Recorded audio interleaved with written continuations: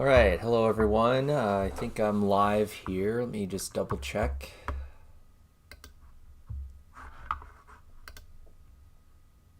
Just to make sure that we're set. Looks like we're good to go. I hope you're having a nice day. It is Monday, February 3rd, and I'm going to start working on a second preliminary drawing for my self-portrait oil painting, which I've started to share the process of on YouTube through a series of live streams. This way I can share how I'm going to be creating this painting in real time, and also as a way to sort of save space on my phone. So look for future live stream recordings of bits and pieces of the process in making a self-portrait oil painting. If you've seen the other live streams, I think this is technically like number 4 in the live stream series, then you've probably seen this drawing. It's an 11 by 14 inch drawing on Bristol paper, just using graphite. This drawing is the first idea that I really sort of fleshed out and wanted to explore as a potential concept and composition for a painting of the same size. And last week, I think it was maybe on Friday last week, I went to make a panel for this painting and was starting to imagine a dual self-portrait painting. So I wanted to create a panel that was more of a landscape format in order to do that. The weather was pretty warm last week, so I took advantage of a few of those warmer days and built a linen panel, which I've also shared and started to talk about in other videos and live streams. So check out my channel if you want to see the panel that I've been making for this painting. Anyway, this idea bubbled from some sketchbook thumbnails that I was making, which I wanted to share with you here quickly before I start drawing. This is my newest moleskin sketchbook. I just wanted to go through this and share a few of the early ideas for a self-portrait. You can kind of see here a couple of these early concepts of sort of a traditional profile, either facing away or facing toward the viewer type of composition. A couple of these I was already starting to imagine these like cutout spaces in the body that would open up another landscape or another sort of interior space, and playing around with this combination of subject matter. So these were early ideas that I was doing in red pen in my sketchbook. And if I keep going here, this page also has a couple of those really early concepts that I was exploring. And a couple of them I was thinking about having other articles of clothing kind of interrupting the identity of the figure, who is me in the painting. Other ones were a little bit more metaphorical, I guess you could say, by bringing in smaller objects. Like I've been painting a lot of these eggshells in my work, and I was thinking about maybe incorporating those as a motif in the painting. Let me see if I have any other self-portrait sort of work on some of these other pages here. This was an idea that I was thinking about maybe doing somewhere in the landscape if I was going to do something like this that had a bit more open environmental space where I could incorporate little moments kind of like these two that I was playing around with in the sketchbook. So then I moved to another sketchbook. This is a larger moleskin sketchbook that I've had since 2020, and most of the pages in here were done in 2020, 2021, but it's almost full, and I've recently started to use the last few pages to have a bit more space to play around with some of these concepts for the self-portrait painting. So these are some that were developed from the smaller Moleskine, those ink drawings. This is the one that became the reference to the larger drawing, which I've been sharing in the live stream. But like I said, I made a panel, a linen panel that's 14 inches tall by 22 inches wide. So I essentially just doubled the amount of space that I was working on with the 11 by 14 inch paper. Here are a couple other ideas that I've been playing with, experimenting with. Some of these are using more of a character-based approach where I'm imagining myself as this other character, using my phenotypes and my characteristics, but then placing them into an idea that is different than my personal experience. In some of these I was exploring, this like time travel concept where if I was, alive thousands of years ago, how would I, survive in those conditions without the tools that we have today, but also thinking about things like cell phones and, what they do for our day-to-day life in terms of a resource. So I thought that was kind of an interesting combination of ideas. This is another one of those sort of open, kind of like vacant, sort of environmental ideas. And in this one, I was thinking about a particular landscape that was different from the environment of the body and the figure. So this interior space was going to be a desert with cacti and mountains, for a few different reasons. My wife's family is from Arizona. On my father's side of my family, most people are from northern Mexico, and the landscape is very different there. And, I grew up in Wisconsin where it's very cold. That climate combination or difference I thought was really interesting. And then on another personal note, my hair has been thinning out in the last few years, and this is sort of imagining myself in 5 years or 10 years, which was just kind of an interesting and comical idea. So that's probably not going to make it into this painting. But from there then, as I've been saying, I made this larger drawing, which you can go and watch the real-time making of this drawing on my channel in some recent live stream recordings. But then shortly after making this drawing and the panel, I realized that maybe a horizontal landscape format would be more interesting. So then I started reimagining what I could do in sort of a dual self-portrait composition. So this was the first idea, and this is with graphite pencil, and I wish I would have taken photographs of this thumbnail in different stages because it developed and went through 3 major changes in terms of the background and the direction of the figures. But this is sort of where I landed, and it's an idea that I still like. I might pull some of this composition into the final painting. But again, I was making these smaller sort of vignette moments that I thought could create more of a multi-narrative, and thinking more about multiplicity of my experience and my identity and ways that I could create these Easter egg surprising moments in the painting. So then I started brainstorming other small ideas, and some of the things are more political than most of my work. Other things are just meant to be humorous and kind of odd.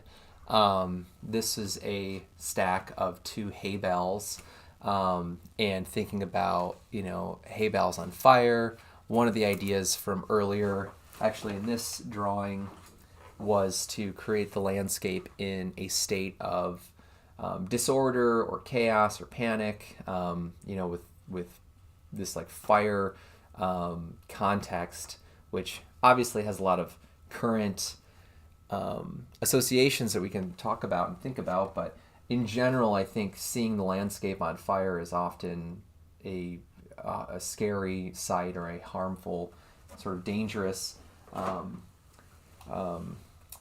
sort of signifier, which I think is really, somewhat in line with how it feels to be living today. But anyway, so I started to build off of this thumbnail here and wanted to play around with a few other compositions, and this was the one I made right after. You can see I'm keeping this initial figure that's positioned towards the horizon line and that vanishing point that you've seen in that larger sketch that I keep showing, but then playing around with what could be on the left side of the composition. Instead of a equal sized figure, maybe there's other objects. So I was already starting to think about a half pipe, which my uncle built one for my brother and I when we were growing up. But I was really starting to enjoy this idea of a really, really, really tall half pipe, like dangerously tall. And I thought that idea would be interesting to maybe incorporate into the painting. So that's what's being shown in that part of the sketch. And then I have the sun over here. This is my new to us smoker. My wife and I just recently bought a Weber Smoky Mountain grill off of Facebook, and fire and smoke and cooking. I mean, that's already kind of in line with this kind of dystopian fire landscape. I thought that was interesting how those two things kind of played off of each other. And then I was incorporating some of these small floating eggshell kind of motifs that I've been putting in other works. I've got a couple other figures. There's a figure right here that's probably hard to see. This is the head. These are the legs. So I'm thinking about this repetition of self-portraiture in this painting. But this felt kind of busy and a little bit too chaotic or sporadic maybe. So then I wanted to move the main figure to the center of the composition and think about filling in the landscape around the figure. And even at this very small stage here, I was imagining, myself sitting in a chair and how that might break the relationship from the figure to the landscape. I thought that was an interesting idea. I have this used computer chair that I sit in here in my studio, and if I can set up a large enough mirror, I think I would be able to paint the self-portrait in the chair from observation, which I think would be really interesting. So anyway, I already was really keen with the way this was looking and decided to scale it up so I could actually see what I was incorporating into the environment. So last night before I went to sleep, this was the sketch that I had created. I'm trying to get this in a good spot where you can see it without too much glare or shadow. But hopefully this demonstrates the concept that I was just starting to talk about, where it's a self-portrait. I'm still thinking about this sort of hole in the body, or this space in the body that could be read as a break in the figure. It could be read as this pocket or contained area within the figure that's being revealed to the viewer. So we don't know where this small area of space fits in terms of depth. I think that could be an interesting thing to explore. So it's still keeping some of the ideas that I had already been realizing in this sketch in terms of that open space, just in a different way, and in more of a confrontational way, I think, in this sketch.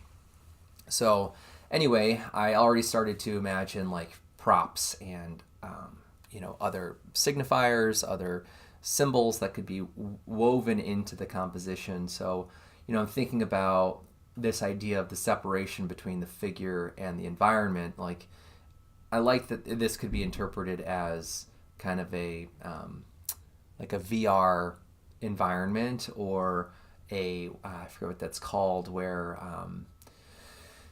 you can change your background when you're like on Zoom or live streaming or maybe even FaceTiming. I like that that's kind of an everyday thing nowadays. And in the painting, I think that would be really interesting to maybe incorporate, excuse me, is this tension between the figure and the background. So we don't know if the figure is sitting in this environment or if this environment is like projected behind the figure, or if this is like the figure is entering themselves into the environment through VR or some sort of simulation technology. So I like that it has kind of an openness for interpretation there. But then really quickly, I'll just talk about some of the other things I was starting to sketch in. So right down here to the left of the chair is the back of my head, which is where my hair is actually starting to thin out the most. So I thought that would be kind of an interesting thing to bring in down as like a peripheral thing in the painting. I also like that the texture of the hair would mimic the texture that I'm thinking about for this sweater that I'm inventing for the painting. I don't own a sweater that looks like this, but in my mind, as I was drawing this, I was picturing those sweaters that you often see typically in like a design fashion show type of environment, you know, these like really puffy, fluffy, soft looking sweaters with really, really long furry strands of string kind of coming off of them. And there's an interesting, you know, feeling about that softness in the material that I think would be, one, really fun to paint, but two, just kind of off-putting in relationship to what's happening in the environment, like this sort of smiley face, happy, soft material. I think it would feel somewhat out of place. And then over here we have that Smoky Mountain Grill or smoker kind of sketched in here with a group of figures sort of waiting for it to finish or cooking something. One of the figures has a s'more on a stick that's caught on fire. Again, sort of repeating this motif of fire in the painting, I think would be interesting. Some of them are holding other objects that I haven't really thought through or committed to at this point, but I'm imagining this could be a pretty interesting space to play with props and gestures and that kind of thing. And as of right now, the idea is that all of the figures in the whole painting would be a self-portrait. So it's sort of seeing, you know, versions and versions of the same character or figure in the same painting. And then we have a little bit of architecture here on the horizon. What I like right now about this composition is that there's two vanishing points. One kind of over here, one over by the setting sun. And behind me, one of the last things that I drew in or had drawn in was this road kind of horizon line here. And that sort of helps create a bit more depth in the painting. And on the other side of the road, I'm probably going to paint in like a farm field, a very Wisconsin pastoral type of landscape. And it quickly turned into this sort of duality of good and bad as far as the composition from each half of the design. So the right side of the design is probably going to be more of a, you know, unsettling, dangerous, unsafe type of environment with this looming kind of danger, you know, heading towards the left side of the composition with the smoke and the flames and things sort of pushing the eye back around to this side of the composition. Up in the sky, we have a few airplanes that I was thinking maybe would be interesting if they were almost at the same height in the painting, facing one another. You know, that can be interpreted in a couple different ways. I don't have a specific singular, you know, interpretation or meaning for that part of the painting. That might not make it into the final painting. We'll see. And then up here we have a flock of probably geese that I'll put in that are appearing to fly up in like overhead. I thought that would be an interesting sort of piece of movement or direction in the painting, or maybe at a sort of diagonal direction. So we'll see. Maybe it'll go this way or that way. I'll have to do a bit more research and try to paint in, you know, a flock of birds that is somewhat accurate to their flight pattern and all of that stuff. And then up here on the corners, we have this overhang effect of, if you were sitting under an awning or something, like if my hand was the roof of a building, it would cut into part of the frame. That was the idea that I was starting to play with here, just as a way to sort of pull us up and under this domestic sort of suburban type of space that I think would pair nicely with the other house that's in the painting. And then the last thing I'll talk about is the bottom right corner of the painting. This is that moment that I showed here on this page, which is a small self-portrait with almost like a lawn type of projected light with this shadow type of light show where the figure is watching something through this sort of screen that is being backlit, and the shadow is what's going to be interpreted. And I like this staging of information. This feels really interesting to me to think about how we interpret information, or how information is shared with us or given to us nowadays. So I'm still playing around with some of the symbolism in here, but this is the idea that I'm going to most likely put down in the bottom right corner of the composition. And then I'm playing with the format and the feeling of the wire and the cabling. I think this could maybe even morph into something else, like a snake, or we'll see what'll happen there. That's pretty much it. The rest of this area is meant to look like a front yard, kind of a typical Midwestern front yard with some hedges, a mailbox, a driveway, maybe like a for sale sign or something. We'll see if I keep that idea in there. But basically this is what I was thinking about. And as far as this detail here, I went through like 3 different concepts and invented images to put into that space, and I'm probably still going to change it. But one of the last things that came to mind was this. I was thinking about imagery that's very like viral and well known, and part of our like digital fabric as Americans and people from the United States. And I was thinking a lot about people in our online culture, especially who have a big influence and who certainly are very well known. And one of the first people that came to mind was Joe Rogan. And after our election this year, I was talking with friends and family and really thinking a lot about where the influence to swing more towards a conservative mindset came from, especially with technology, and his name was certainly talked about quite a bit. So that was just a quick idea. I don't know if I'm going to keep that in the painting. I like how powerful the image is. I like that it's something that could probably be recognized pretty quickly.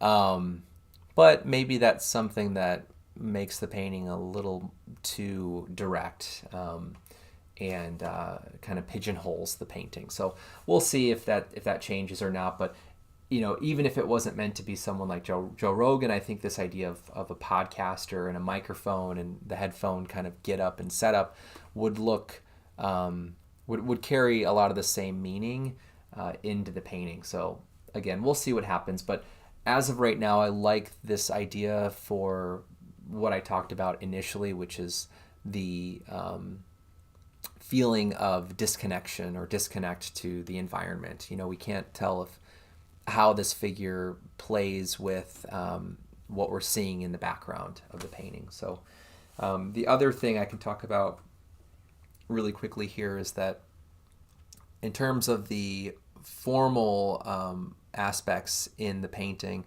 I do see myself separating the figure a little bit more from the background through contrasts of values, through contrasts of chroma, just to lead us into that question of, is this a figure that's actually in this environment? Is this a figure that is imagining this environment?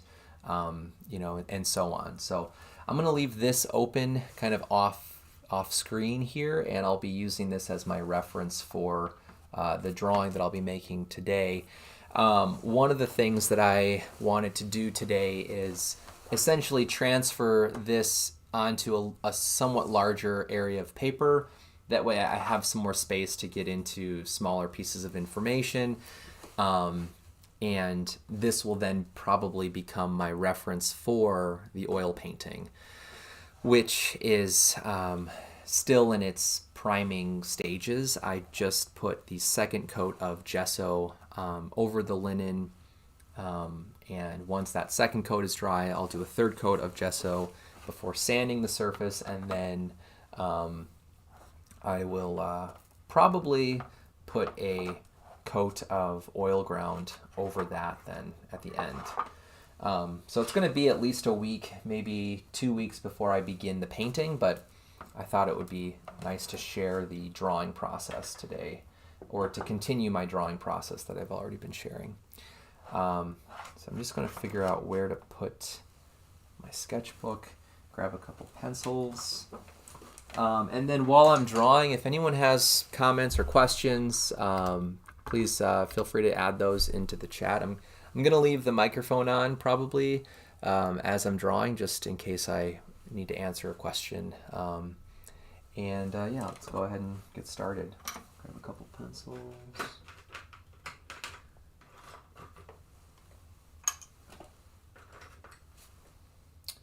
And in case you missed it, the painting is, there's a few reasons why I'm making a self-portrait painting and why I thought it would be nice to share the process.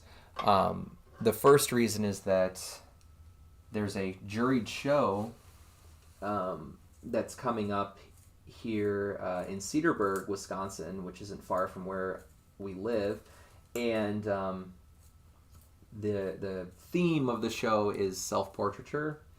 And I have a few self-portrait paintings that might qualify for the the prospectus and the requirements in terms of like when it was made, but I also haven't made a developed like really intentional self-portrait like this probably since graduate school, and I thought it would be a good time in the year to do a painting like this. So while my calendar is somewhat slowed down, I thought this would be a good project to make and document and try to share in real time through these live streams.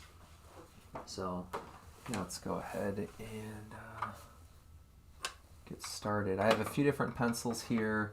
I have a 2H pencil, and then I have a 4B pencil, an HB pencil, and a 2B pencil. So there's a good separation or spread in pencil softness here. I'm going to start with the 2H pencil. And hopefully, I might actually just adjust the camera here slightly so we can see things a little bit better.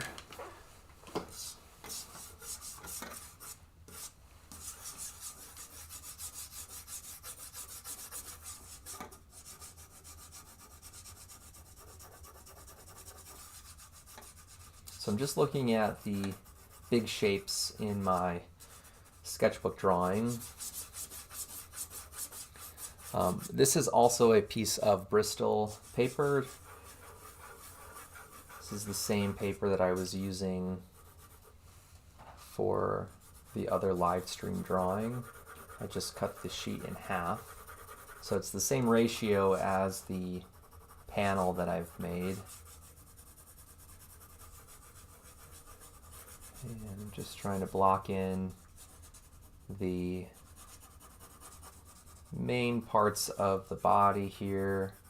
This is obviously going to be different once I work on the painting from observation. I mean, I could be looking at a mirror right now and doing this, but I'm more interested in figuring out what to do in the background of the drawing. So that's really the purpose of doing this today.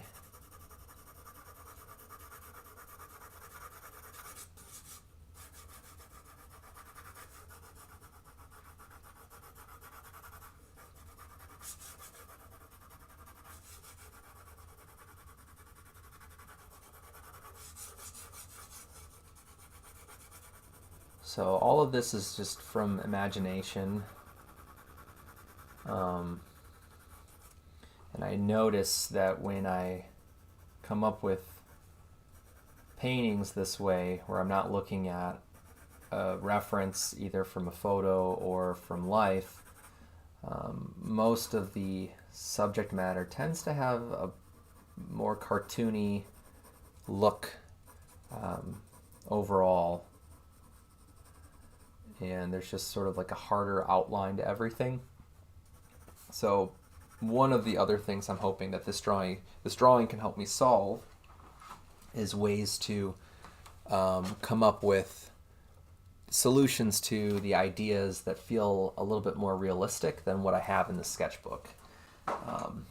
And I typically don't spend this much time preparing for a painting. In the last couple of years, most of the paintings that I've made are created with a pretty clear idea before I just jump into the painting, and a lot of them are made from observation, so I don't have to invent as much, and I can just start studying the shapes and the values and the color properties, and it's less about pulling from my memory and using my imagination.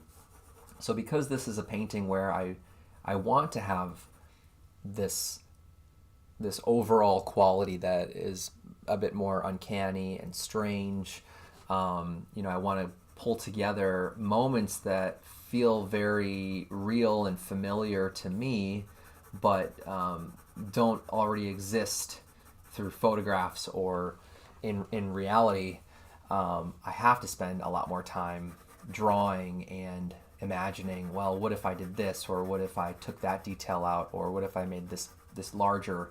I mentioned a few minutes ago that the painting is going to be applied towards a juried exhibition that the deadline for the application, I think, is at the end of March, and I don't have months and months and months to just play around with a painting, which I've done before if I have a very open schedule and a very distant deadline for something. Sometimes I'll just start a painting and then I'll be doing everything that's happening in my sketchbook in this process on the actual painting.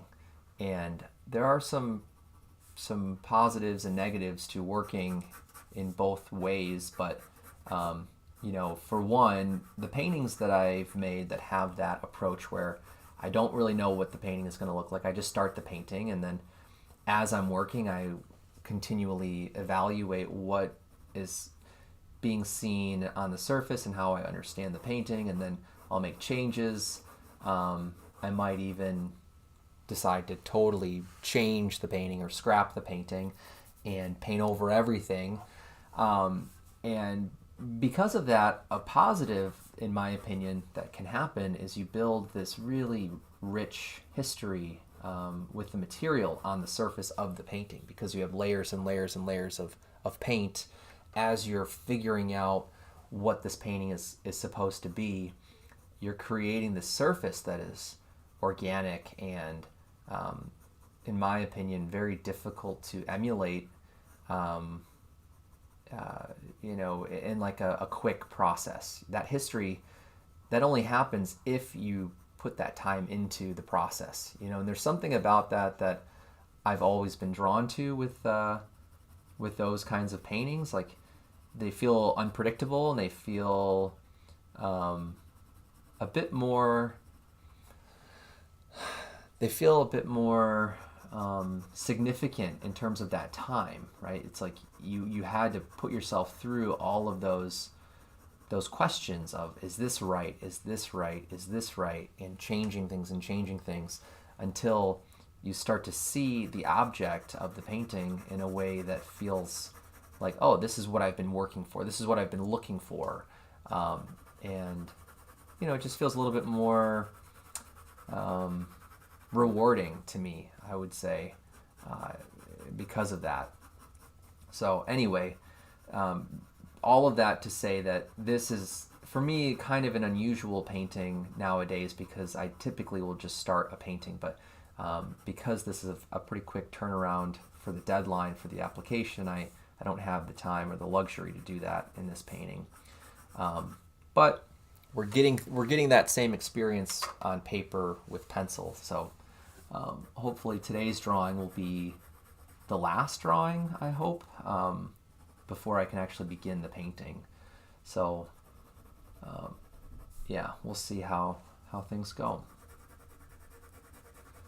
If you're new to my YouTube channel or my work, and this is the first video that you've come across, I would highly encourage you to check out my website, akunaarts.com.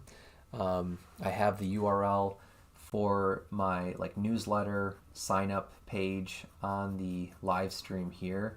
But if you just go to akunaarts.com, you can see the home page and then get to my portfolio. I also have an online shop there with available paintings and drawings and reproductions, and I have a teaching page where I share some resources that are building off of workshops that I've taught over the last couple of years. So yeah, take a look around my website, and if you check it out, let me know what you think, especially with the artwork in my portfolios. I'd love to hear which pieces maybe you gravitate towards and why. You might be able to go and find some of the paintings that I made as a graduate student back in 2019 and 2020 that are going to have a very similar feel to this painting that I'm working on here. At the time, I was heavily influenced and inspired by paintings from Northern Renaissance painters like Peter Bruegel, Hieronymus Bosch.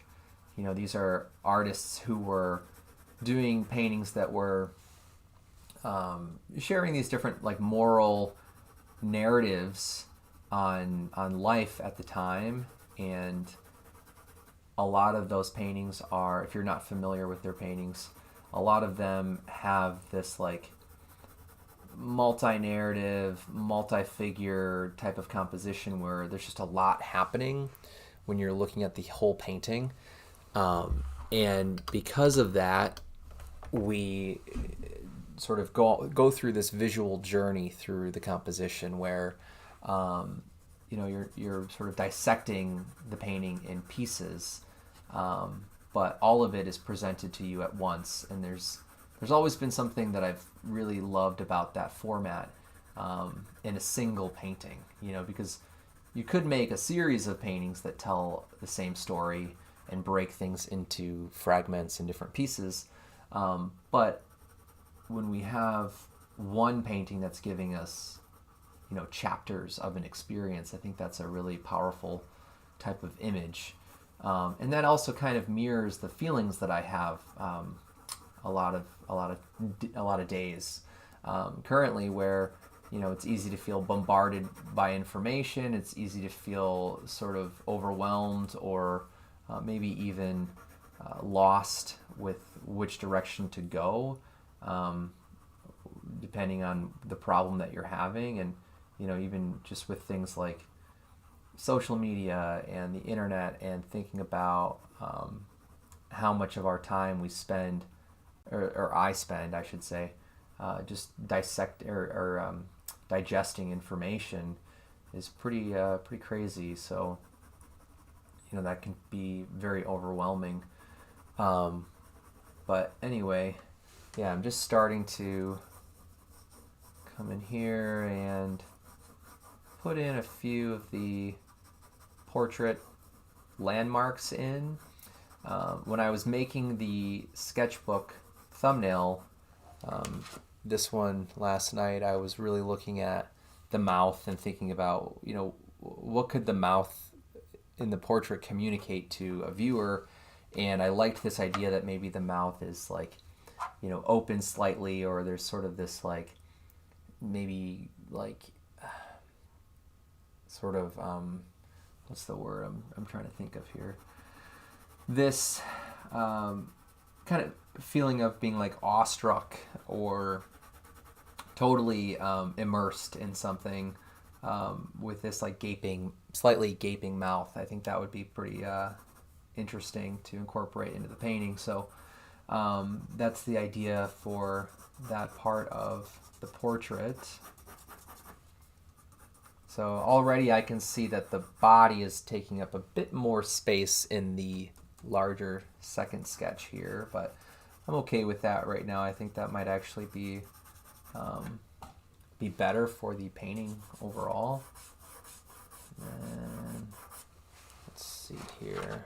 I don't want to lose some of the key relationships of space. One of the other things I really enjoyed about the drawing last night was that the horizon line, it's obviously it's behind the figure, but it cuts like right underneath the head. And I thought that was kind of interesting, that it's sort of, we can imagine this horizon line continuing through, and the head all of a sudden is this second moment of something being separated, which is definitely kind of a violent idea, but I think in terms of just like metaphor, separating the brain and sort of the main part of our whole system, I think is really interesting.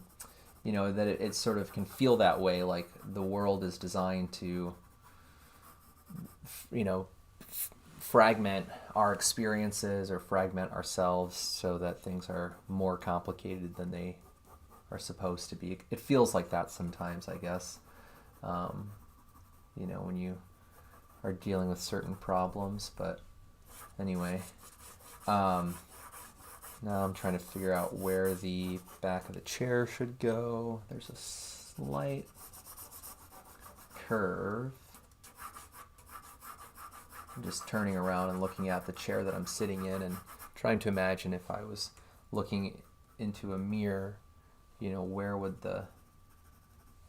how would things sort of sit? I think the shoulders probably can come up a little bit here. Everything so far is still being drawn with the 2H pencil, so it's a very hard graphite. And let's see, it seems like if I sit back, it's almost like the chair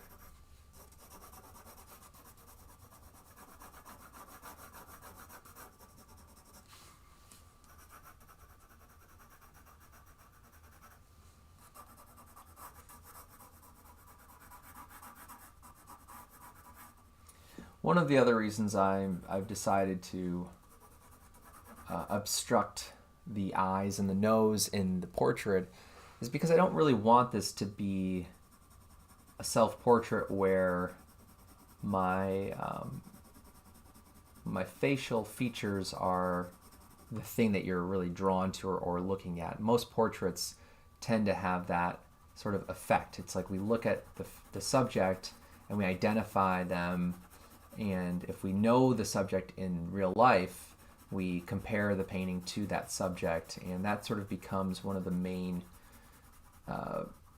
aspects to that experience in looking at portraits that way. And it's not that I don't like that idea or that I am uncomfortable doing a self-portrait like that. I've made a lot of self-portraits that, I'm aiming for a likeness. I'm trying to convey my own, physical features. But here, I think this idea of interrupting the identity of the figure, the main figure, says something else. That feels a bit more strange and a bit more unsettling. Again, I think that's sort of the effect I'm I'm aiming to achieve in this painting is this feeling of just strangeness and confusion, maybe, or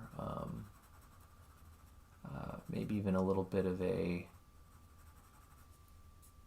feeling of disconnection, I guess. Not quite disassociation, but just this feeling that things don't really add up completely. I think that's an idea that I think would be pretty powerful right now.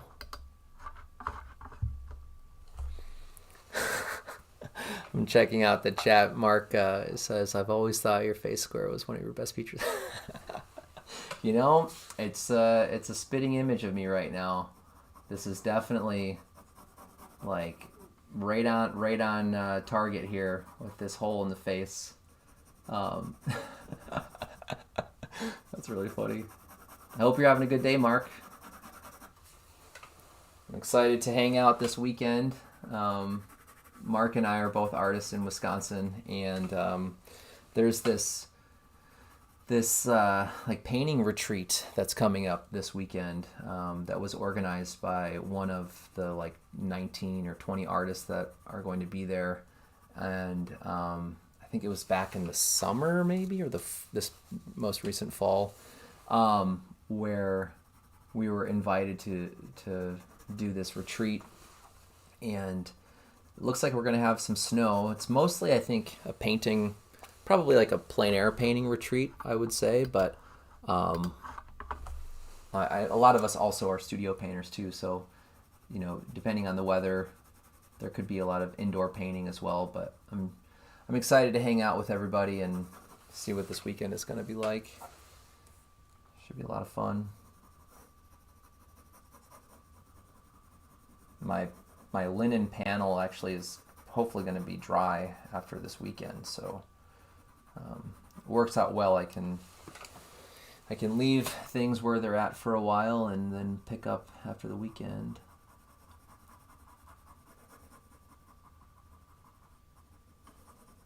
Thanks for tuning in, Mark. Appreciate it.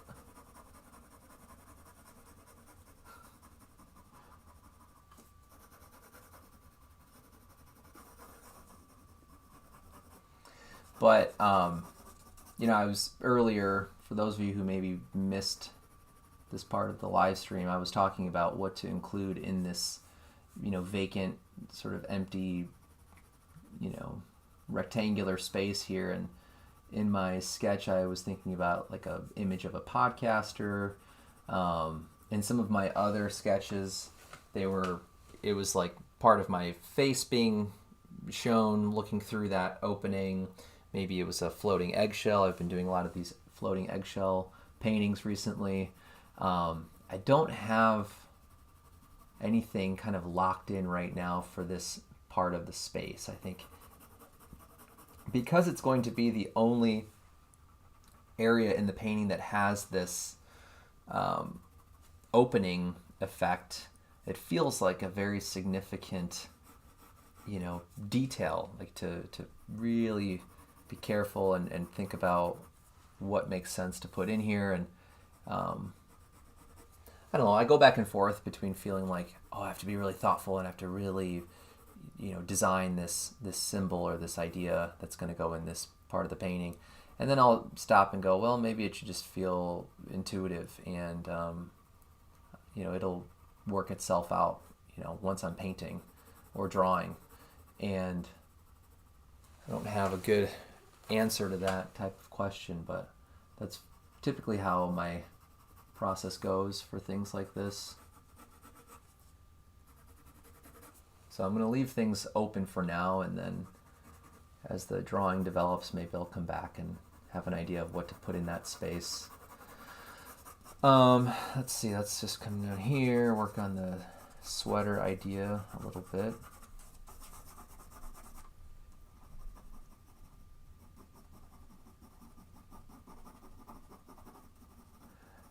This is another part of the design that I think could change, possibly. You know, things like t-shirts, signs, you know, billboards. Anytime I'm painting something like that, I have that same sort of dilemma where it's like, okay, what do I put in that area of space, or how is this going to, extend the meaning that's already in the painting or conflict with the meaning that's in the painting. And it's easy to overthink some of that stuff. And it's the same problem, right? Or it's the same type of solution where usually I just give it time and then hope that things will just kind of work their way out organically, so it doesn't feel forced. And a lot of this composition and the concept for this painting is pretty forced right now. It feels like there's a lot of brainstorming and intentional decision making that went into this part of the process. And sometimes that's the point of making the painting. It's because we have a very, intentional idea or meaning or message that we're trying to convey. And other times it's more about the process of making the painting and finding out what that meaning is going to become. And I'm trying with this portrait to stay somewhere in the middle of those two routes. Try not to be too forced with the ideas, but also try to be intentional, and be really sensitive to, well, what does it mean if I add this detail in, or if I bring this type of figure in?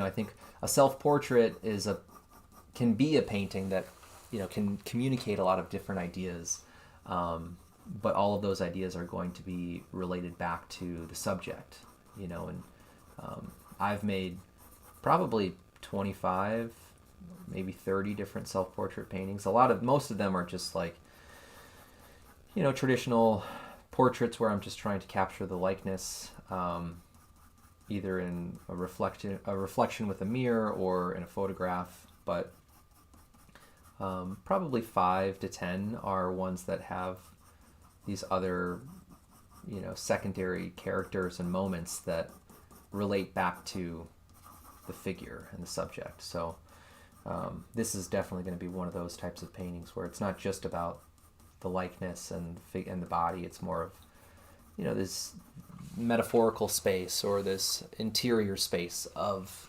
the subject, or environmental space of the subject. So I'm excited. It feels good to get back to this type of painting where, I'm employing a lot more imagination and thinking more about what it is I want to say, and what are the things that maybe I want to bring together where I don't necessarily have the answer to what we're looking at. It's more of like, hey, isn't this a weird combination, or isn't this kind of a question that stands out to us, or feels somewhat, I don't know, familiar maybe, or I'm trying to get my sketchbook to stay open here, familiar or unfamiliar, and how does that make me feel when I look at this image? So that's definitely the zone that I'm working in right now as I'm drawing and bouncing between a sketchbook and these larger pieces of paper. One of my favorite painters is this artist who I found out about through another Wisconsin painter, Dan O'Neill, when I was a undergrad student living in Stevens Point, Wisconsin. Dan, one of the days that he had invited me to his house and his studio, he introduced me to an artist I'd never heard of named Gregory Gillespie. And Gillespie was an artist, he's not alive anymore, but he was an artist who was kind of, maybe I don't want to say anything that's going to be like way off base, but looking at his work online and reading about him, it seems like he was kind of an underground artist to some extent. Like, he definitely was connected to a lot of other artists and organizations and communities of people, but I think in terms of like the art market, he kind of was an outsider artist for a fairly decent portion of his career and life. But anyway, a lot of his self-portraits that he did certainly carry that kind of uncanny, odd, strange, psychological, tense sort of feeling, and they're painted in such a obsessive manner that, one of the things I love about his work is the amount of craft and time that he puts into his paintings, but also because of that level of detail and that level of just commitment to whatever it was he was painting through time. When you want to paint something that has 600 individual threads, like this sweater that I'm thinking about painting, that's a lot of time. You have to sit there and put every thread into the painting, and build this luscious sort of soft illusion of texture. And that obsession, I think, certainly adds another layer of meaning into the painting. So there's these qualities in paintings that I respond to, whether it's paintings that I'm trying to work on or other people's paintings, where there's a moment, or maybe there's multiple moments where it's like, wow, that's such a insane level of mark making, or that's such a bold way of pushing the material around on the surface of the painting. And it has nothing to do with what it's describing. It's the quality of the way that it was put into the object. And Gillespie's paintings have that level of strangeness to them because of what he was painting, but more so I think it was the way that he painted. It's the type of edges that he would add in around the neck of a figure. Granted, I haven't seen a lot of his work in person. I've only seen, I think, 2 of his paintings in person. And I'm not the best person to speak on his work, but he's somebody that has inspired me a lot in those ways. And whenever I'm making a self-portrait, his work always sort of comes to mind, and Dan O'Neill's work comes back and inspires me to consider those parts of the painting and the object that I'm going to be making. So anyway, that's probably good for now on the body and blocking in the figure.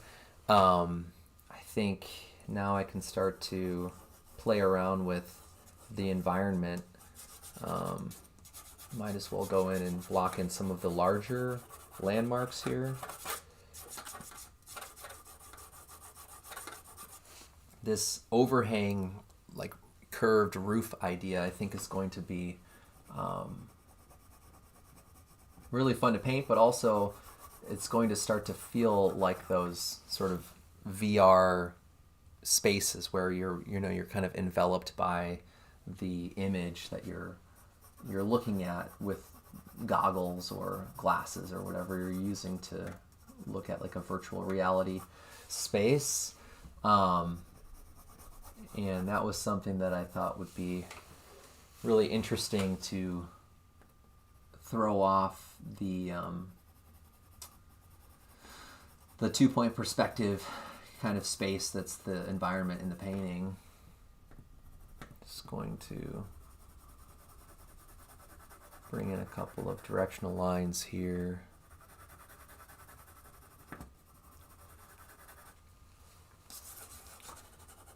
I suppose I should maybe start over on this side here. Now you might be able to tell the ratio between the picture that I'm drawing right now and the sketch that I have in my sketchbook.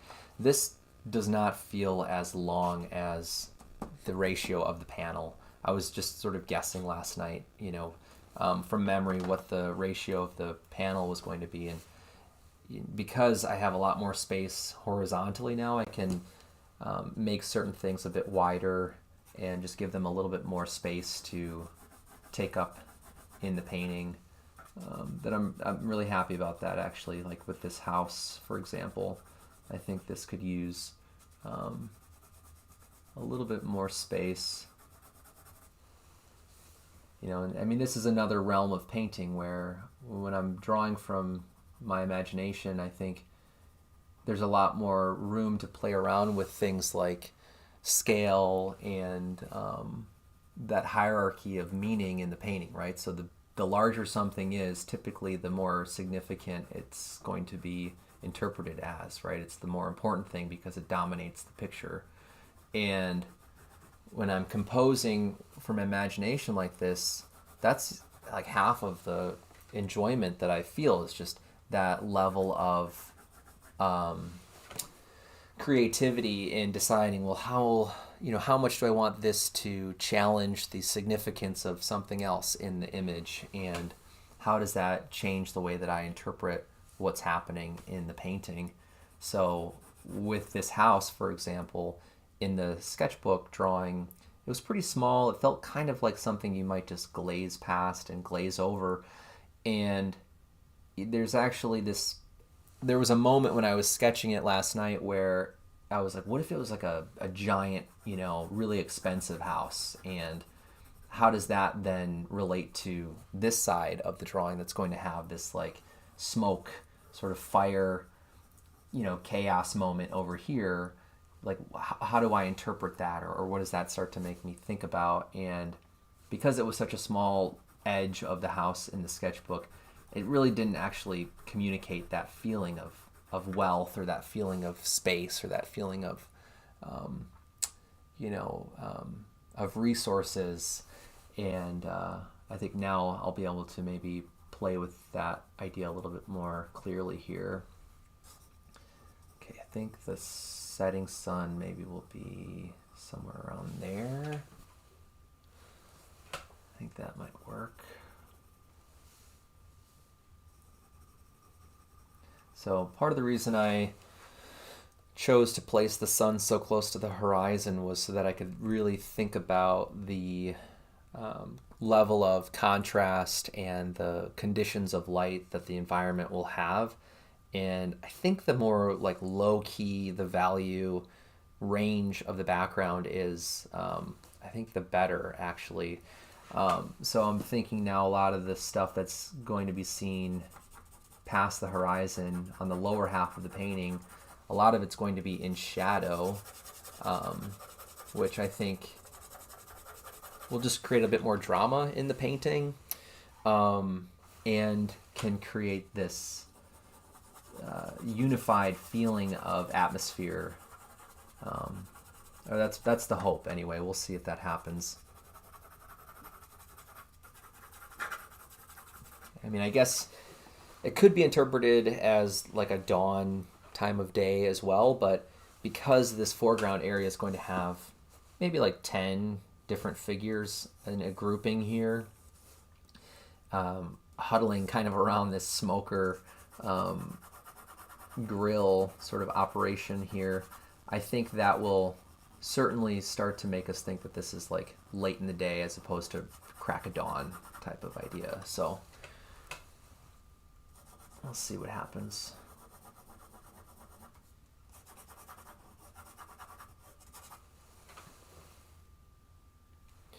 So at this stage, what I'm really paying attention to are where things start to create tangents, or maybe feel awkwardly placed. And with a pretty hard pencil like a 2H pencil, it's really easy to move something slightly and not feel like it's going to still be seen by the end of the drawing. So I like that neither of these lines on the smoker run into any other verticals, really. I mean, maybe up here, but it's not like it lines up with the edge of the sun and those types of edges. So that's going to be okay.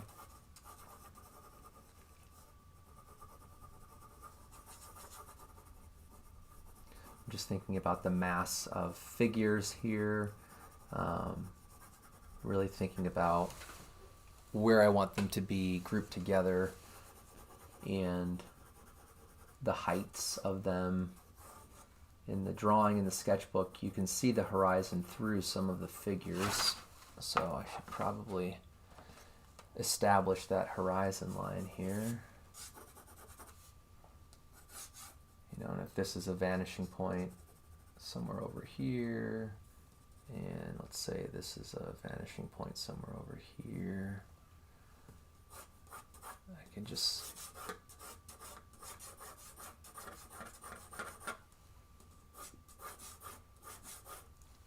create my perspective lines. That way, as I'm sketching things in, they're still lining up with the perspective. Honestly, actually, I might move this one off the page. I like that the road doesn't actually connect to one point in the drawing, so we're going to ignore this vanishing point.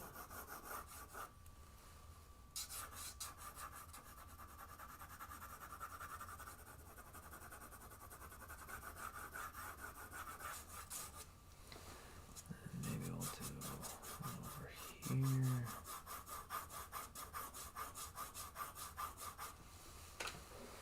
So now we're starting to get this like warped, kind of curved, convex sort of effect.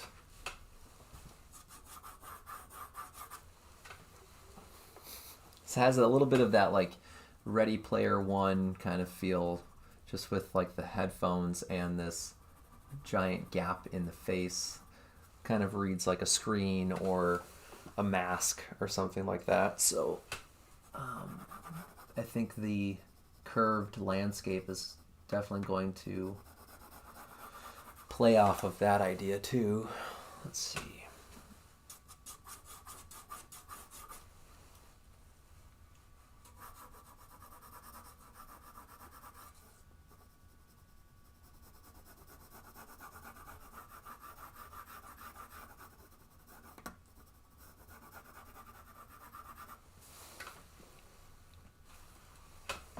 This is definitely going to be a pretty busy painting, and I'm already a little bit nervous about things being too chaotic, like in a bad way, like in a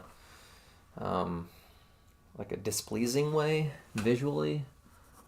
I like the idea of a busy composition for the content in the painting, but formally I think that might be confusing or just, I don't know, unsatisfying, you know, and I don't know if that's really what I want. So I'm imagining maybe breaking the sense of chroma between the background and the figure too. Like if the background maybe could be slightly muted or less chromatic, I think that might be pretty interesting too. But we'll see.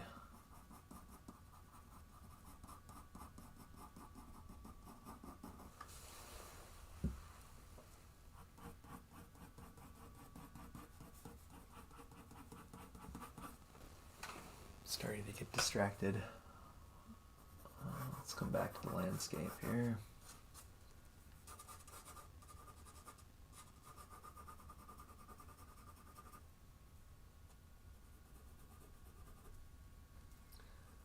I really like this idea of telephone poles.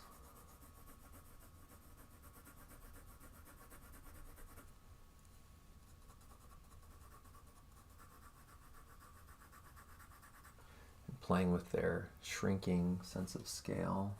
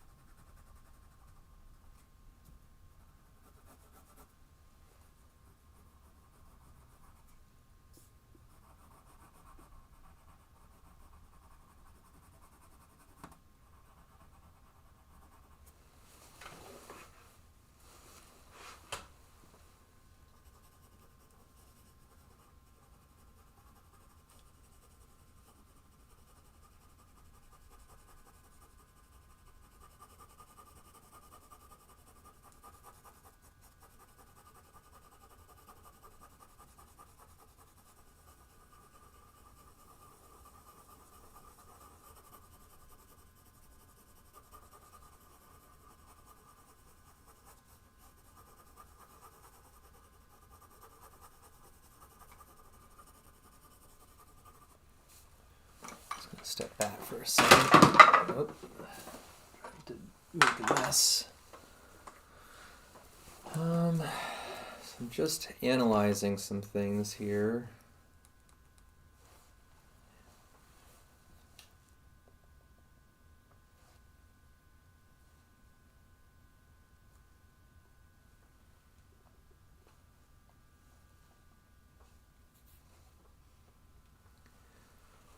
One of the things I like right now is I like that the mouth part of the smiley face is removed. I think that might have been a little bit too, I don't know,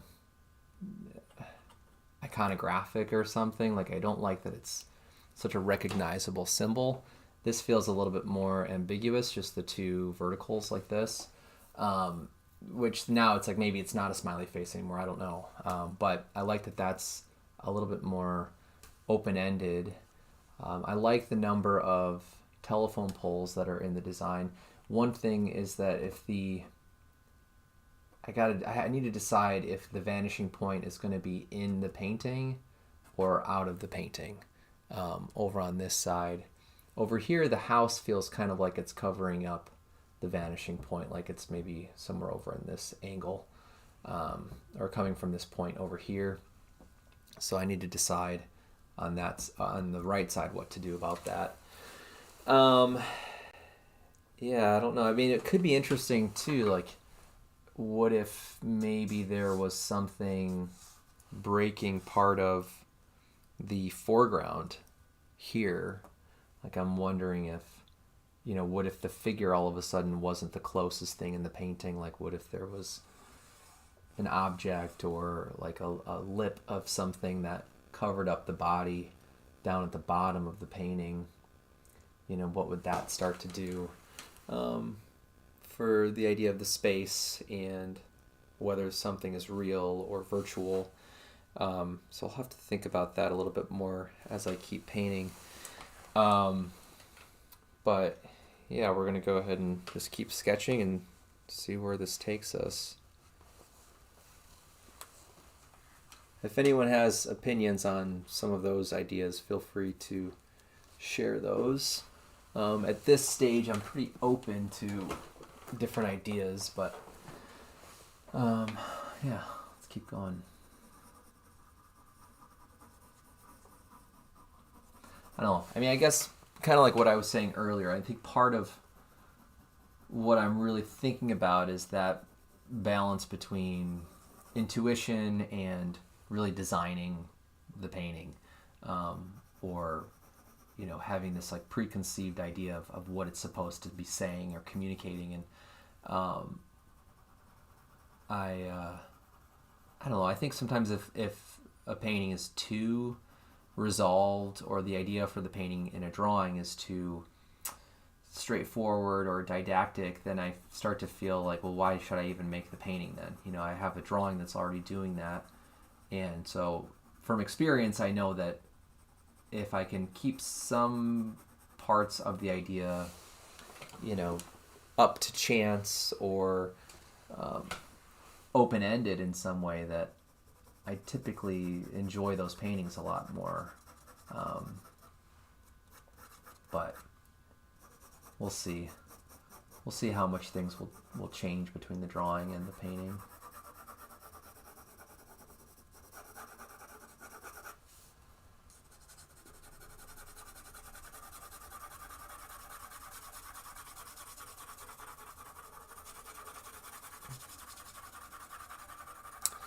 On a side note, just a shameless plug, I have been invited to teach a workshop with the Peninsula School up in Door County again this year, and I decided to offer a drawing workshop.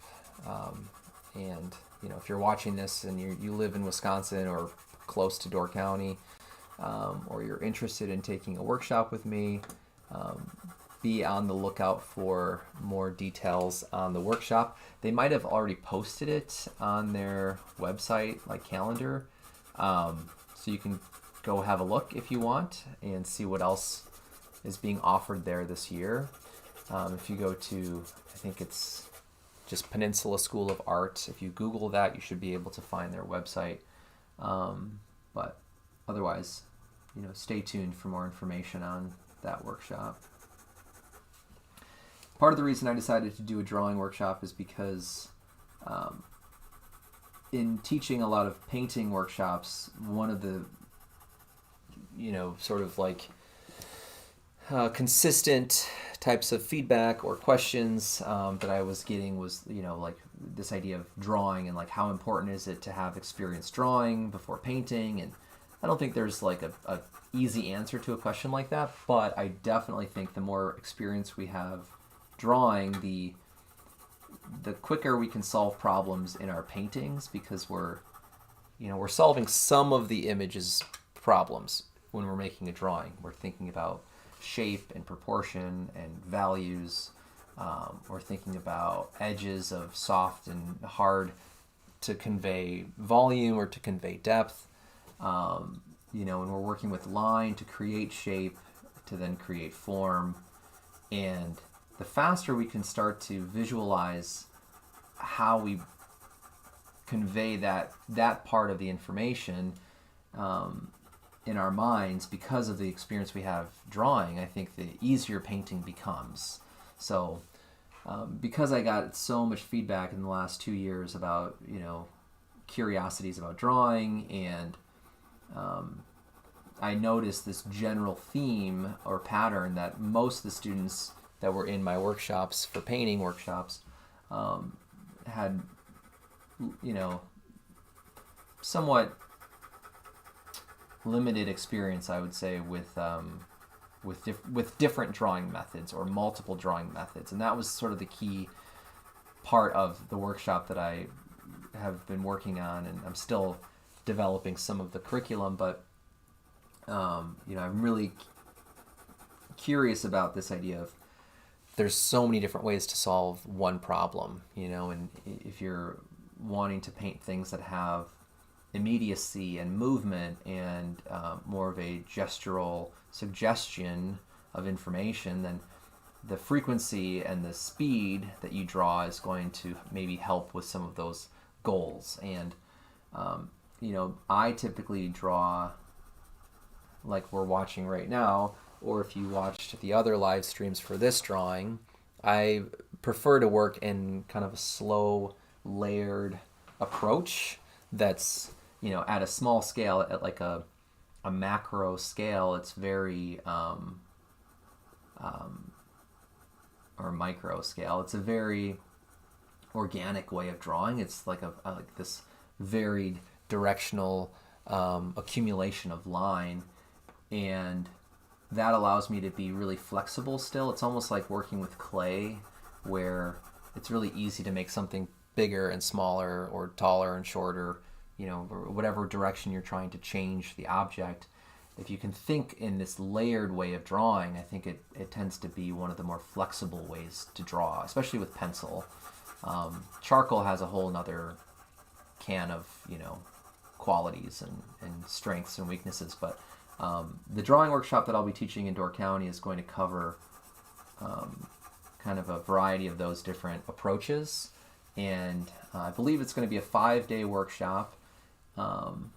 Like I said, they may have already posted it on their website, so you might be able to sign up for it starting right now, or hopefully, in the very near future, if you're starting to plan out your schedule for the summer. We are going to be doing it in August again, which is a really nice time to be in Door County. So yeah, I'm looking forward to that. I'll make sure to share more information about the class in the next few months. But if you have any questions about my workshops or my process, feel free to reach out through my website, or you can leave a comment in the video if you're interested.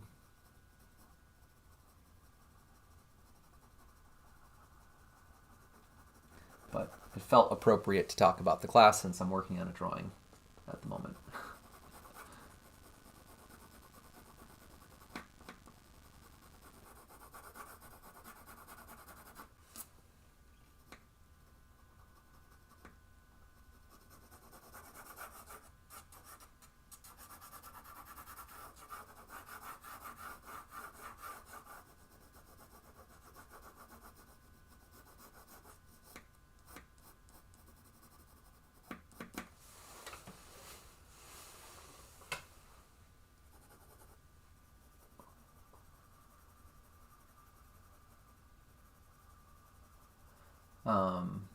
while I'm sharing updates and events and things, I might as well also just remind everyone that if you haven't seen my solo show in Milwaukee at Kim Storage Gallery yet, you have a few more weeks. The show is up until February 15th.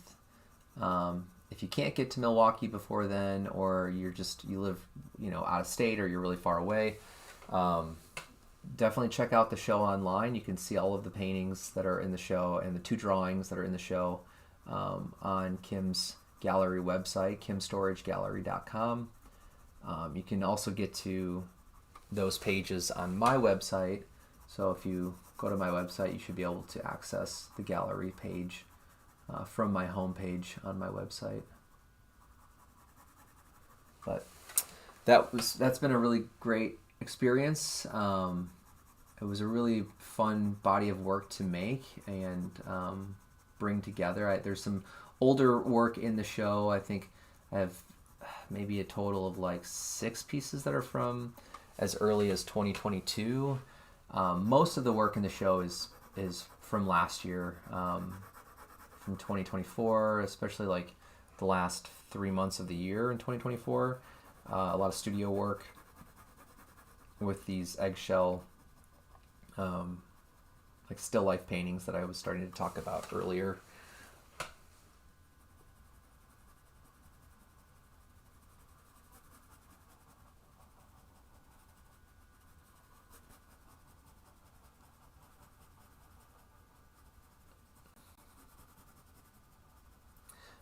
But I think that's another reason why I decided to take on this self-portrait painting project, is because I just finished this solo show at the end of last year, and that was kind of my last big... my sketchbook keeps falling off my easel. That was one of the last big events or projects that I had to complete, and now I have a pretty open schedule for the next like 4 or 5 months. So now I can slow things down. I can really sit with some of these ideas and projects and reevaluate, what it is I want to create this year. And yeah, like I said, it's been a while since I've made a pretty thoughtful or intentional self-portrait painting like this. So I think that'll be a fun painting to kind of start the year with. And I've been actively trying to prioritize my YouTube channel in terms of like my online platform participation. I think YouTube is a really fun community and platform to share things in a longer format. So I'm happy to also be bringing people into the process here with this particular painting.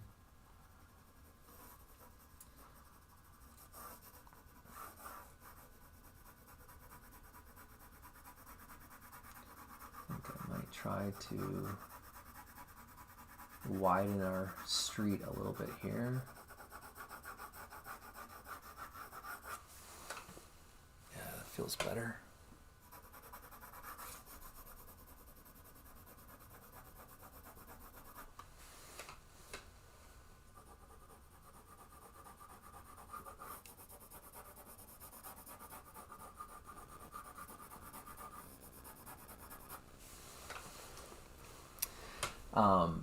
The other thing too that I was sort of talking about earlier is, this idea of working from observation versus working from imagination. And I, like most things in life, I move on this like pendulum effect where I'll spend a lot of time painting from observation. Like a lot of my work over the last 2-3 years now has been made from direct observation outdoors and in my studio, like I was talking about with the eggshells. And prior to that, a lot of the work that I was making was more like this approach, where it's just starting from a sketchbook idea and then, gradually building things out or pulling from maybe some reference material, but most of it's invented. And I tend to burn myself out with both approaches at a certain point, and then I swing to the other one. And I think I'd like to say that I'm somewhat in the middle now of both, and this feels like a little bit of that, where like I said, the figure here I'm hoping to paint from observation once it's time to start the painting, but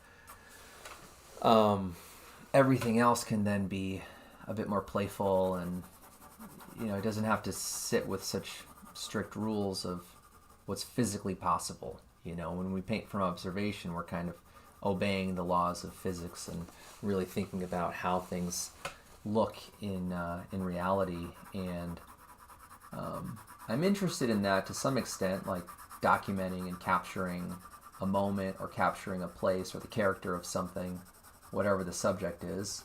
But I think there's another part of me that also likes to kind of push the limits of the character of something and see what might happen if something is warped or bent or seen from this different perspective. And I think that's probably the overarching theme of working that way, is this desire to want to see something from a new perspective, or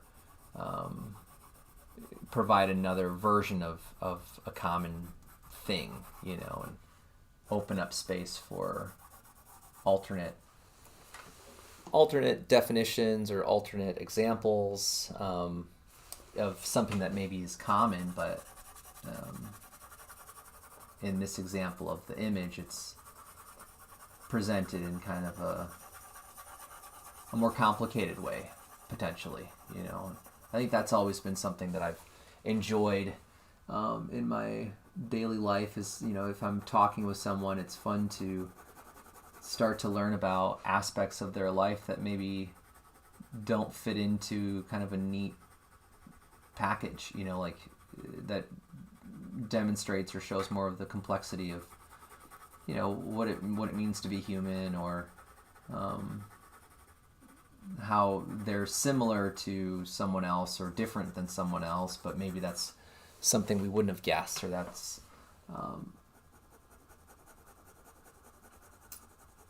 I don't know, like that's something that we're told shouldn't be common or shouldn't be possible.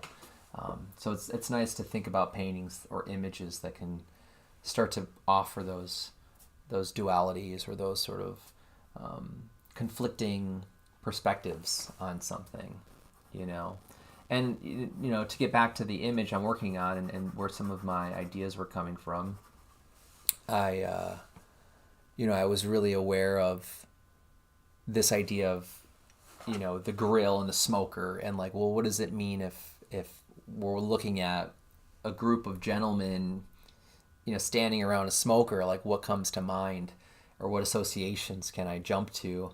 And then if I pair that with this like podcaster, it's like, oh, that's a pretty easy jump to think about, this idea of maybe Joe Rogan again and like a Traeger, right? It's like that's a sentence, or those are two keywords of a sentence I've heard 20 times in the last 5 years, versus like the like top of a balding head and a smoker. It's like this idea of masculinity and manhood starts to become more complicated and more layered. And I think those are the types of paintings I'm interested in trying to find right now in my own work, and coming to those moments.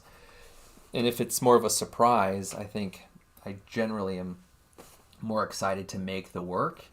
And this goes back to like how didactic and how straightforward and how direct do I really want this painting to be.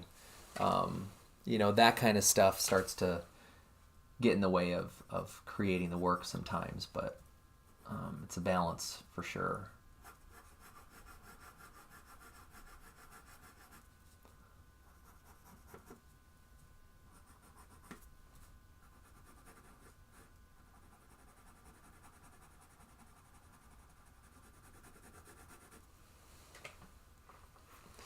But anyway, I mean, speaking of smokers, so this smoker that we just got a few weeks ago, we finally were able to take it for a test smoke, last Thursday when the temperature was up to like, I think almost 50 degrees here in southeast Wisconsin. And, you know, we bought this smoker. I think new, these are like $430 or something like that. And this particular smoker is called the Weber Smoky Mountain. It's a pretty, like, I don't know, popular model, I guess, for these like charcoal smokers.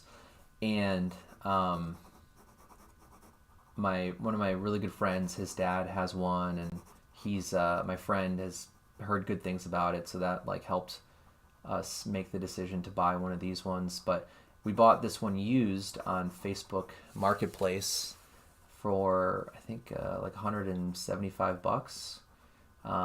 So it's a lot cheaper than getting a new one, and it's, you know, it's definitely used. It's pretty grimy, and you can tell it's been around for a while, but it worked out really well.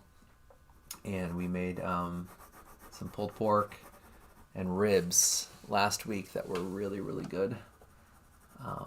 But anyway, yeah, my some of my friends, my brother-in-law, my father-in-law, my uncle, like I know a lot of people that have smokers, and I don't know, they have this weird kind of like mystique about them that's very, it's advertised as like a hyper masculine type of object, which I think is really funny.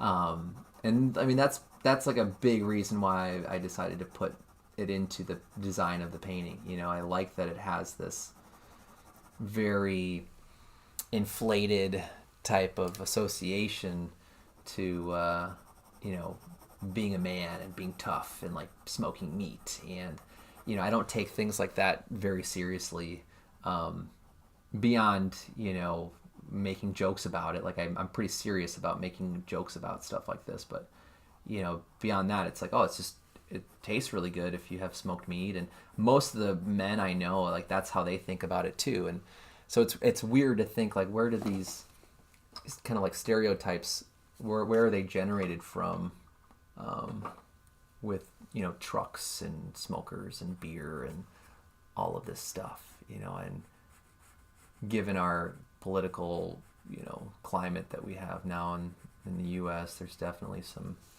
some of that coming back again in like mainstream culture, you know. So we'll see what the next couple of years are going to look like. But yeah, for the sake of this painting, I think this will be kind of a funny, you know, symbol, especially for maybe like 8 to 10 of these like self-portrait figures to be interacting with. You know, I think one of the figures here in the foreground, I'll probably take photographs of myself for these, you know, these gestures and interactions for the painting. But I'm already starting to imagine like what are some props and things that I can find and, you know, maybe build out of cardboard or something to kind of expand the role of the smoker in the painting, and the figures that are going to be interacting with it. But let's see, what else do I want to do over here? A new thing that I just started to put in here was this window. You know, I could even think about some landscaping, like hedges. I think that would be an interesting thing to add in over here.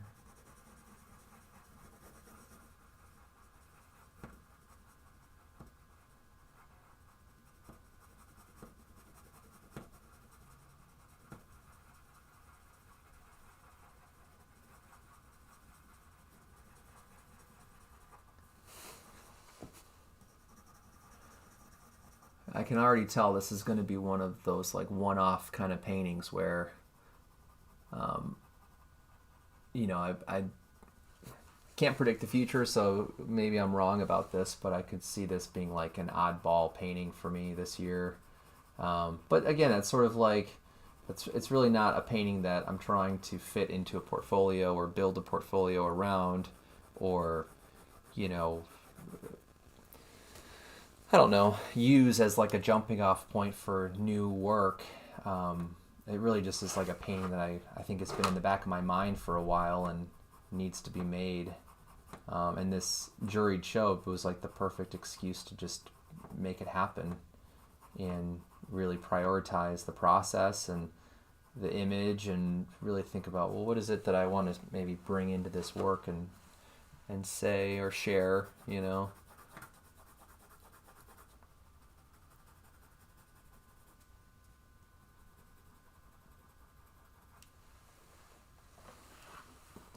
I'm thinking in this window, maybe I can add in like a figure or a family or something. I think that would be pretty interesting.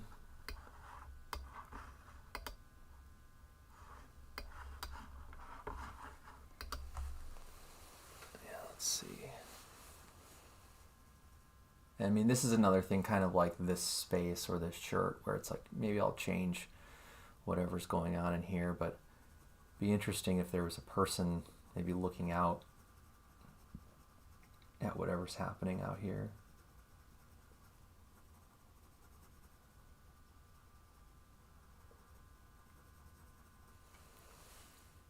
That's probably enough of a detail for right now.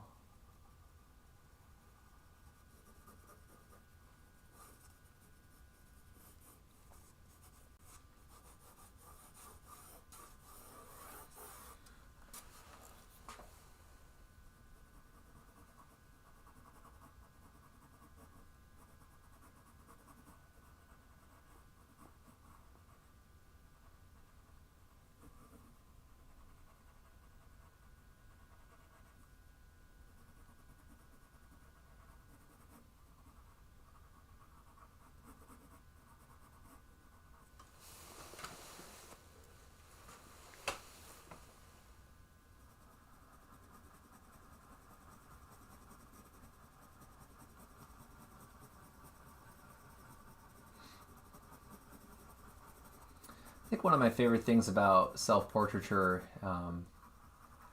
as a subject or like as a theme is that you can play around a lot with the narrative side of the painting, you know, and it doesn't have to necessarily be this really, you know, singular definition of the subject. You know, it can be this hypothetical type of space. And I think that's a really exciting realm to consider as a painter. You know, like, well, what if I just focused on painting things that were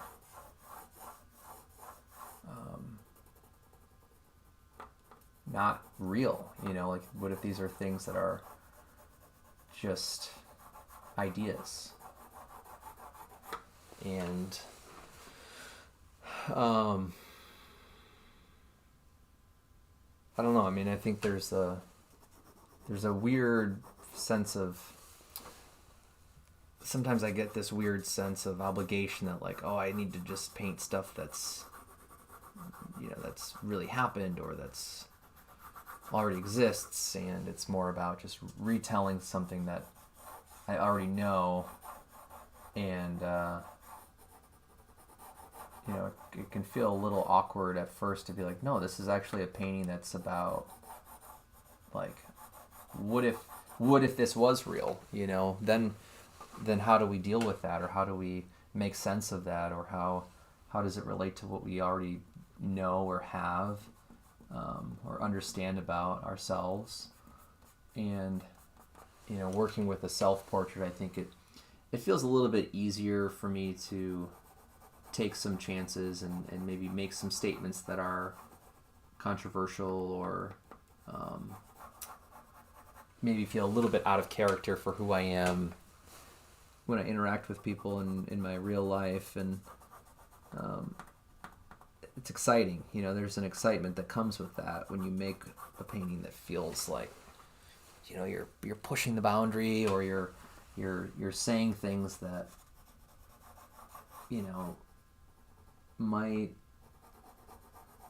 be surprising, or even to yourself, and I've been thinking a lot about this moment of the fire, and it's like, obviously here in the U.S. we have a pretty terrible current situation with wildfires on the West Coast especially, and I don't live in California. I'm not physically affected by that at all.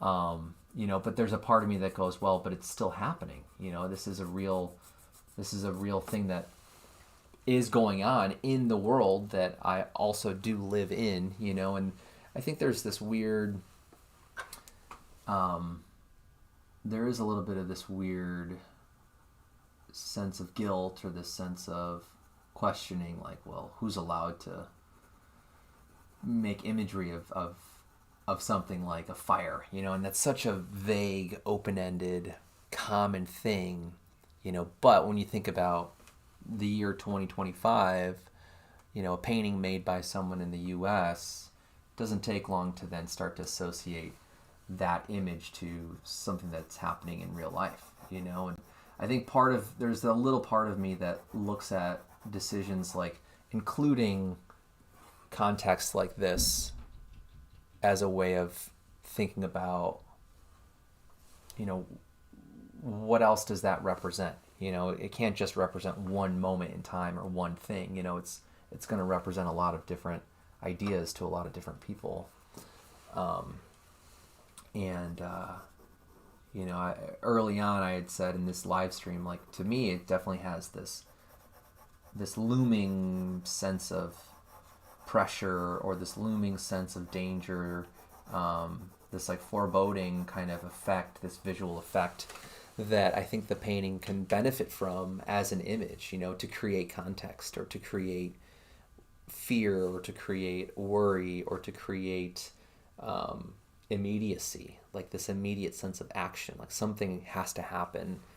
And that, is something that represents a feeling that I do experience at times, and this feeling of like, wow, I'm getting older, and life is moving really quickly, and we only have so much time, and certain things that you want to accomplish are under a different clock than other things in your life, and that's just the nature of life. And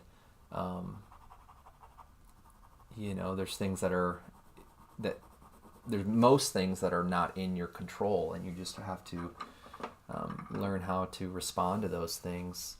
And when I'm painting an image like this, I think that's where I'm approaching a lot of the subject matter. It's like, how do I respond to this image, or this combination of subjects, and what does that make me feel, or what does that remind me of? And it's less of like, here's a story that I want you to interpret the same way that I'm interpreting, and more of a, hey, have you ever seen the smokers, or have you ever thought about what it must feel like, if you feel like this looming danger or pressure is coming for you, and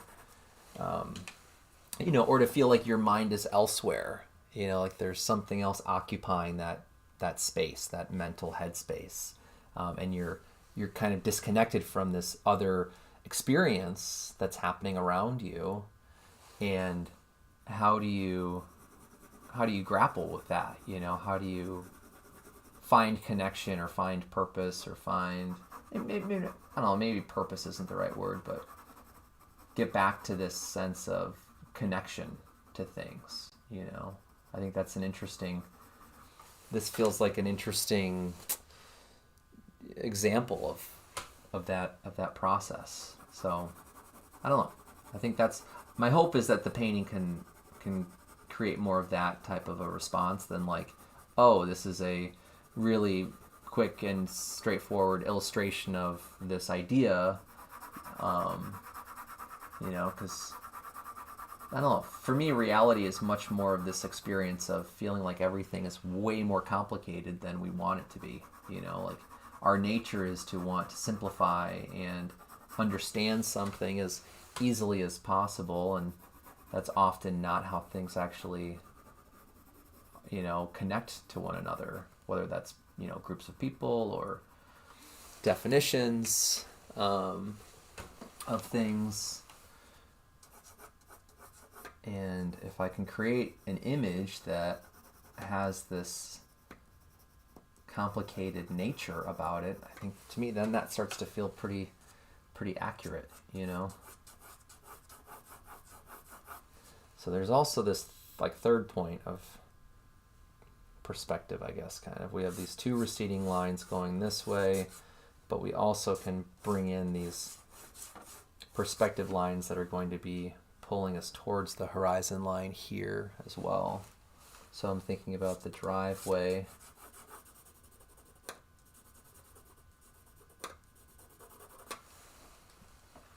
as another place for that.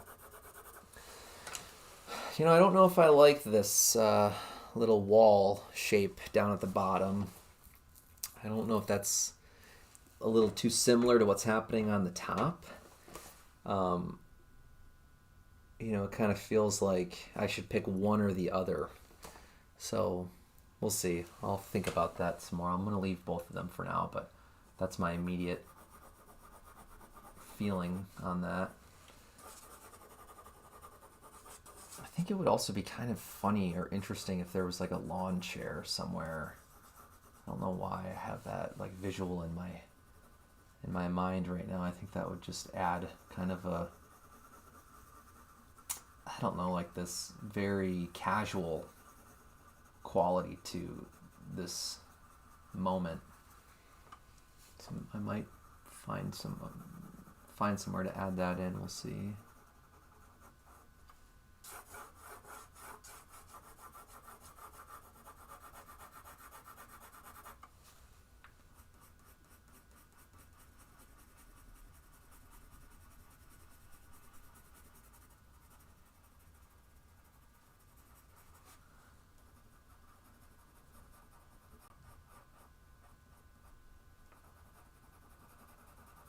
Don't know what these types of hedges are called, but I like the way that they look. I'm picturing some that have these really like noticeable branches or like that connect the leaves down to the ground, and you can sometimes see through those branches. But I really like the way that they look, so that's probably what I'm going to try to make these appear to be. And then I can make the top slightly illuminated, I think, from the sun. So like this whole side over here would have like a little bit of a rim light to it. And then it would be casting a shadow. This is where I think a ruler is going to be helpful, actually, if I'm thinking about, where the sun is coming from.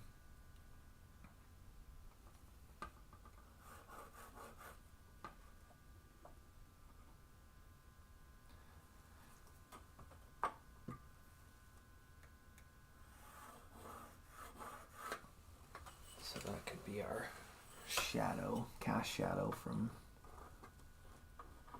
and if it's late in the day, it would have a pretty long shadow, actually. Now we want this to line up with our, oops, there goes my sketchbook. We want this to line up with our vanishing point again, which feels like maybe it's somewhere over here. So typically what I'll do is just make the line, step back, see if it feels like it fits or if it makes sense, and then go from there.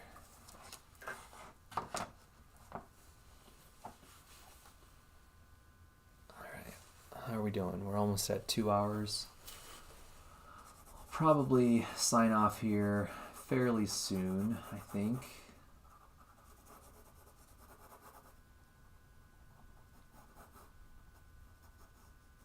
I don't know. I can't promise that I'll